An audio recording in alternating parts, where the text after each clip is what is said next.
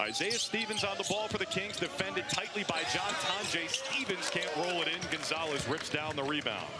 The game changes too, right? Because when you have an A cuff, you know how you're going to play. You know the ball is going to be in his hands 80% of the possessions. Here it's going to be more free-for-all. It's going to be more pure basketball in terms of whoever has a hot hand is going to be able to stand out. Bench, which will be what he does with the Celtics. Maybe spend some time with the main Celtics in the G League. Gonzalez sets him up for a three. Chris Sinek heating up right off the bench. Leaning back on that here, as you can see, there's somebody flying at him. He actually had a teammate who was wide open, but he was actually leaned. Head coach is Chris Darnell here in the Summer League. Caravan, a long one, too strong. Gonzalez with another at three. Here's Stevens on the reload. Another thing we'll see, which we've seen yesterday, we've seen today too, is in Summer League, you'll actually see a lot of guards, point guards shooting. How are you feeling so far, watching these young players? What are you looking for? Well, Hugo González is a very exciting player. He flashed big time as a rookie, and he was 19 years old for most of that season. His hands, and he was certainly doing that earlier. Taking it down the lane. Nice slow step. Named a McDonald's All-American. It's pretty amazing, Kendra, to go from not playing as a sophomore to a McDonald's All-American as a senior because of athleticism. Half of their first quarter point total. It was 7 for 40 between the two teams in the first quarter. I feel like they all had a night out or something. We're seeing this set actually a lot in Summer League, where they'll come off, run an initial action, they'll hit the big man at the center top of the three-point line, and then he can have opportunities, a lot of options, and you can go to any person that you want to go to. After Gonzalez's three on a pass from Williams, Kings miss on this end. You were making the point, Jeremy. Yeah, I do love that, honestly, and we saw, nice block. We saw Caleb Wilson also have a little bit to say about players sitting out as well. I do love that mentality of trying to get those reps. Recovery. The goaltending aspects for court IQ, we get the chance to really test it here. That type of related technology that can help us on the officiating, both efficiency and accuracy wise. Before the break, you know, how does that affect you in terms of always the criticism on refs? Yeah, there's so much effort that you're putting forth to try to continually make it better. We are more a foul or a goaltend than the actual rule, and so we always want to educate on those things too. Yeah, that's amazing to hear. That's super interesting. Love what y'all are doing. Yeah.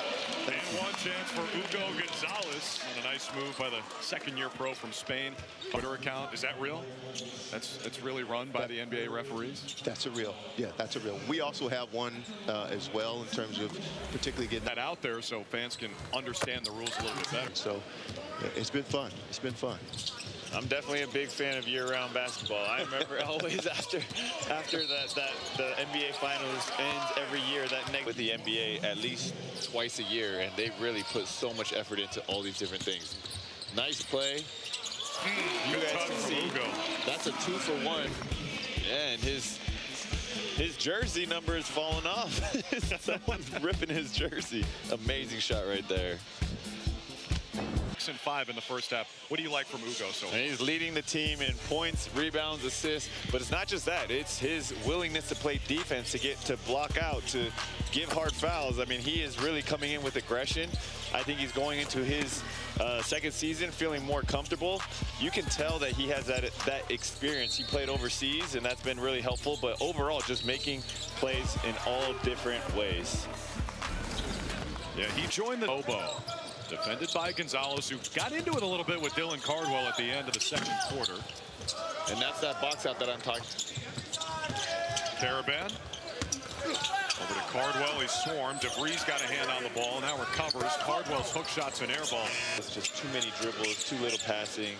They're getting down into the last 6 seconds of the shot clock almost on every possession. If you can put your shoulder in his chest, it's really hard for him to be able, that shot blocker, to be able to jump up, get where he wants to, and control his arms well.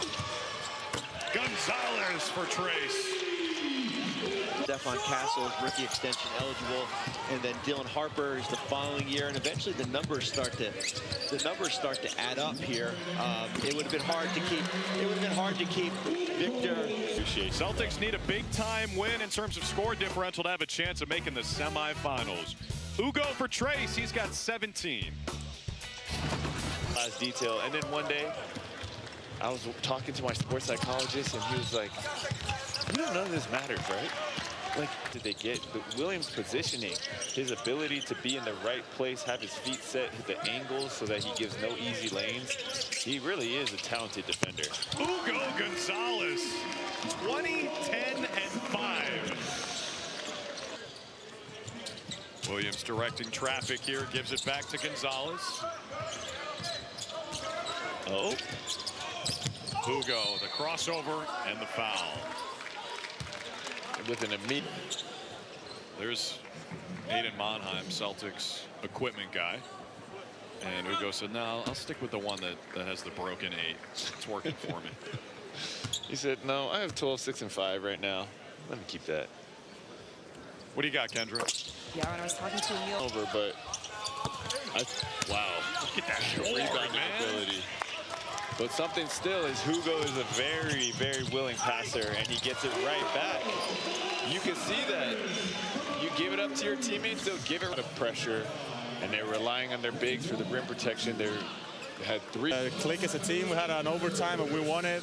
I think that just made us trust. For 10 and 5, entering his second season in the NBA, and he's just 20 years old. He does, and these Celtics, with 3 wins in their 4 preliminary games, they will wait and see on the score differential for the rest of the teams.